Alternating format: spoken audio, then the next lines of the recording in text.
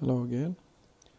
Today we're going to talk about Unit 35 in the Blue Book, and this unit is dedicated to discuss the weak pronunciation of verb to be. As you all know, verb to be can have different forms. For example, we can have is, are, am, was, were, and also be. So today we're going to see how we should pronounce these different forms of verb to be in weak forms. As we discussed earlier in the Green Book, the last lecture from the Green Book, the function words, including the verb to be, are usually pronounced with weak forms. Only in certain cases, there are some exceptions where we have to use the strong form. Usually we use the weak forms, in which we tend to lessen the vowel, and we tend to stress the syllable in which we find these function words.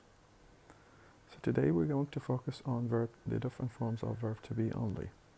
We'll start with the auxiliary are. Are, that's the strong pronunciation, are. But we usually pronounce it, especially in connected speech, we usually pronounce it as weak syllable. So it is either schwa only or schwa are, depending on what comes next, what follows that auxiliary. If that auxiliary is followed by a word starting with a consonant, then it's only schwa. But if the next word or the next syllable starts with a vowel, then it is schwa are, because the vowel in the next syllable will affect the unpronounced re and will turn it into a full sound that we have to pronounce. So for example, in this sentence, roses are red. Now listen carefully. I did not really say roses are red, because this sounds a bit artificial and pretentious. We usually say roses are red, roses are red, just schwa. Violets are blue, flowers are nice, and so are you. In all these cases, the are, this auxiliary, is pronounced in weak form, and it is simply schwa only. Roses are red, red.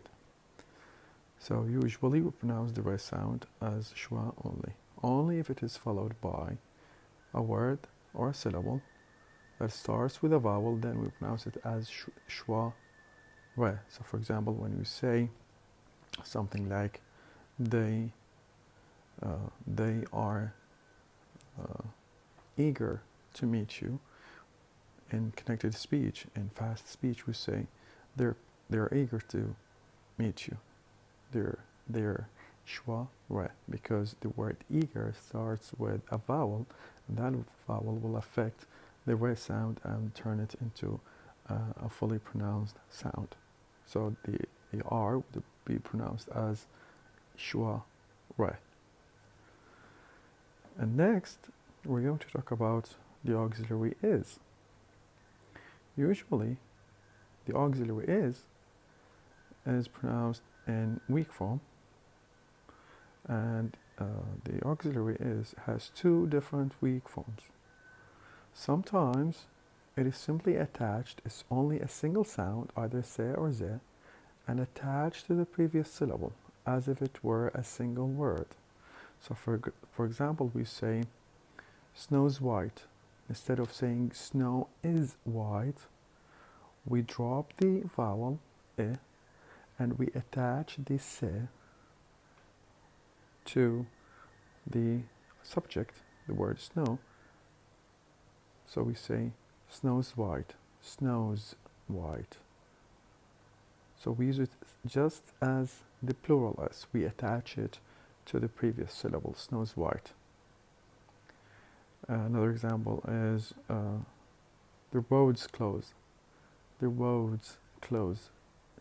the road is closed, we say the road's closed. We attach the se to the previous syllable.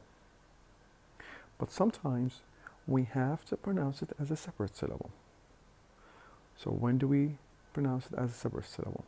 We do that when we have a word, when the preceding word, usually the subject, starts with, ends with either the sound che, je, she, se, or ze. If we have one of these consonants, then we have to pronounce is as a separate syllable. So for example, we say grass is green, grass is green, grasses, 2 syllables, grasses, grasses, green. Your face is dirty, your face is dirty, 2 syllables. While in a sentence like the clock's broken, clocks broken, just we attach the se without the schwa to the previous word as if it were a single word.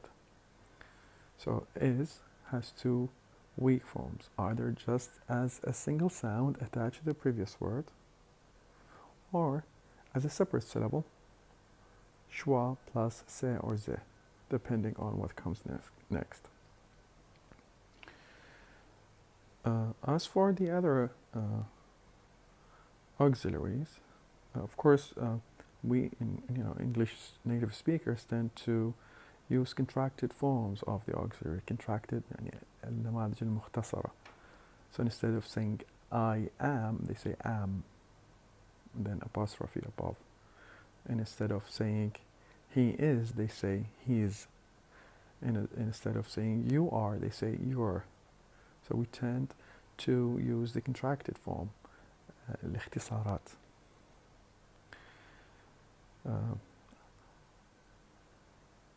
In the middle of the sentence, the auxiliary was and were are also usually unstressed.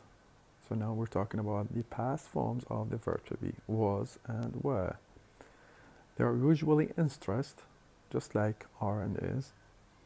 So for example, we say, instead of saying she was first, we say she was first. We turn the strong vowel a into schwa.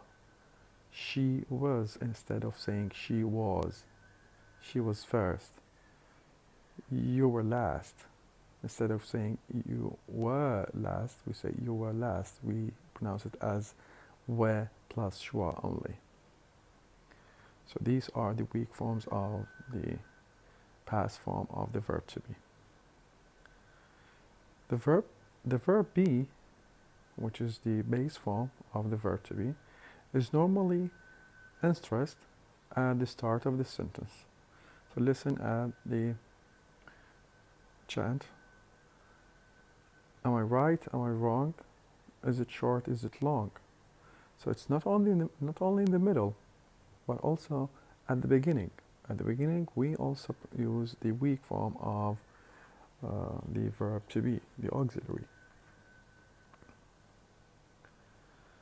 So if you look here, you can see all of the weak forms of the verb to be. So we have, instead of saying am, we say the weak form. Instead of saying is with a stress peak, we say is.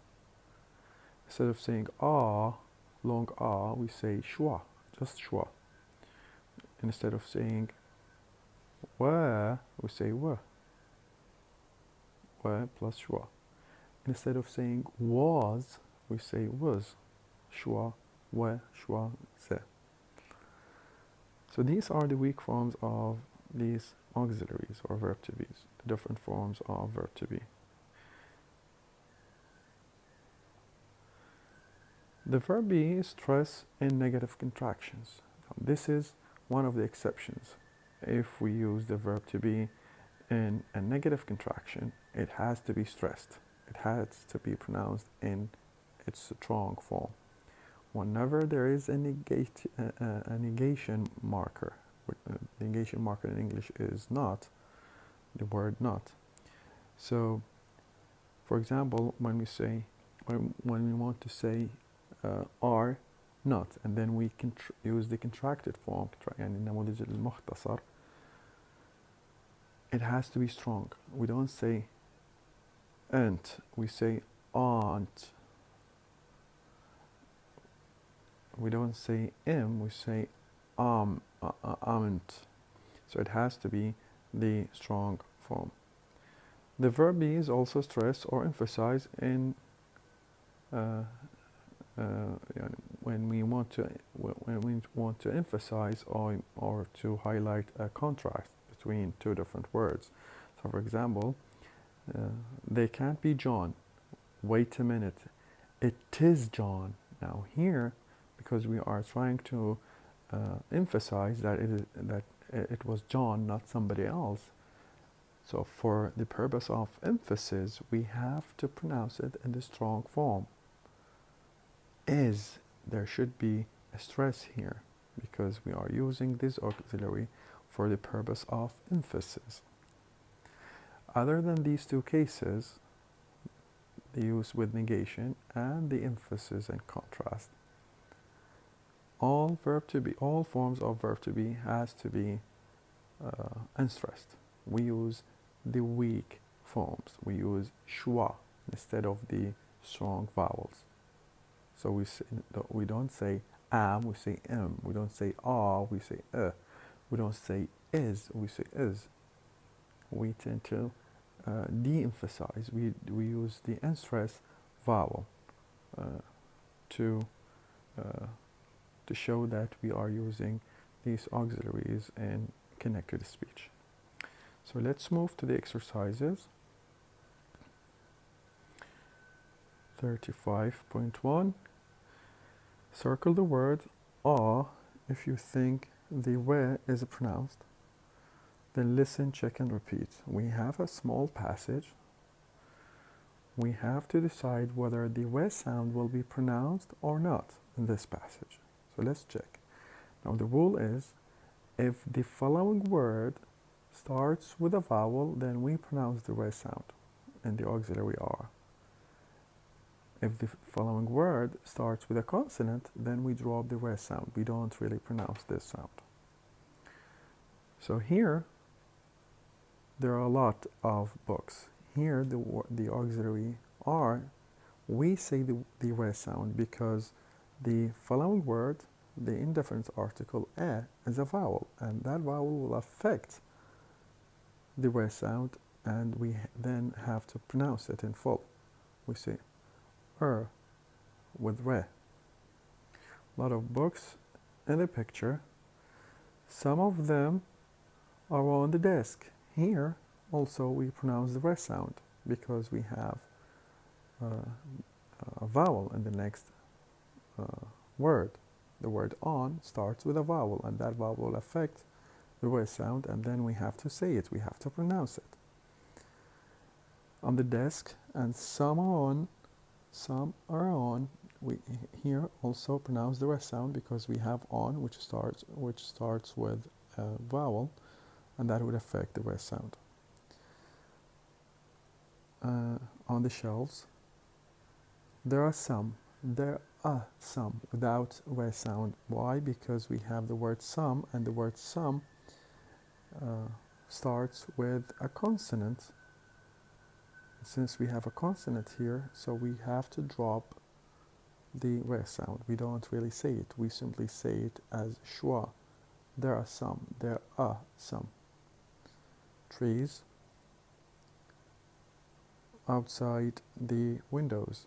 The windows are open. Are open. Here we have the word open, and open starts with a vowel. And because it starts with a vowel, then it affects the re sound, and then we have to say it. So we say her. We pronounce the re sound because the following word starts with a vowel. There are some. Here we have the word some, and some starts with a consonant. And then if we have a consonant, then we drop the re sound. We simply say schwa. There are some. There are some. Pens on one of the desks. So this is the way we deal with the auxiliary R. We usually pronounce it as an unstressed syllable, either as schwa if the following word starts with a consonant, as we saw with there are some, or we say it with schwa plus re if the following word starts with a vowel, as in there are a lot of, there are a lot of. So this is the rule for the way we pronounce this auxiliary, whether with re or without re. Let's move to the other exercise.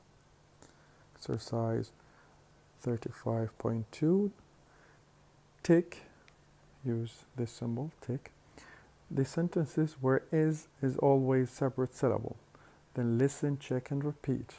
As we discussed earlier, the auxiliary is can either be pronounced as a single sound attached to the previous word or previous syllable, or as a separate syllable, schwa plus se or plus ze, depending on what comes next. So for example, lunch is ready, because the word lunch ends with che.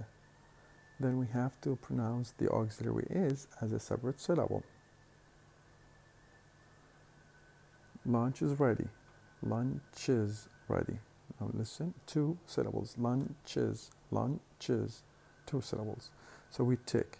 But sometimes we don't really pronounce the auxiliary as a separate syllable. Sometimes we simply say the se or the ze sound, and then we attach it to the previous syllable, as if it were part of the previous syllable, not as a separate syllable. So it would be pronounced as a sound that is added to the coda of the previous syllable. So let's check the sentences. Number 1, now listen to B. The dinner is ready. The dinner is ready.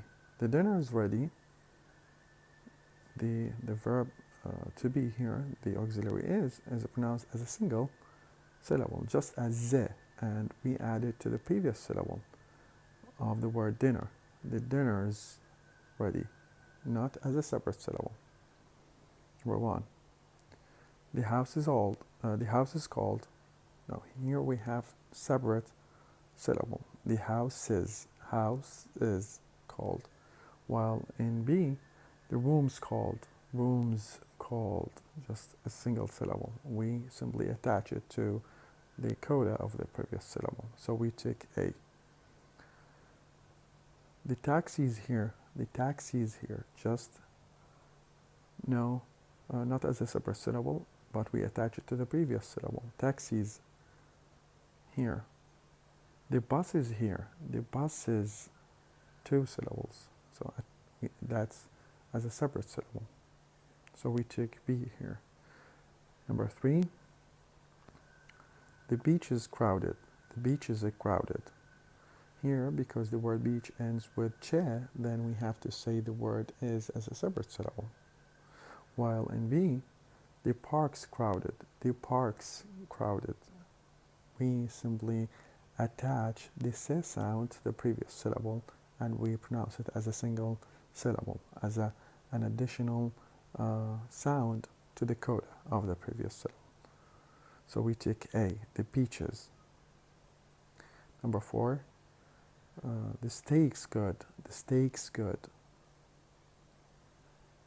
So we simply say the is turned into se sound added to the previous syllable. The steak's good. While in B, the fish is good. The fish is good as a separate syllable because it ends with she sound, and whenever we have she sound, then we have to say it as a separate syllable. So we tick B here. Number 4, B is the one that we have to tick. 5,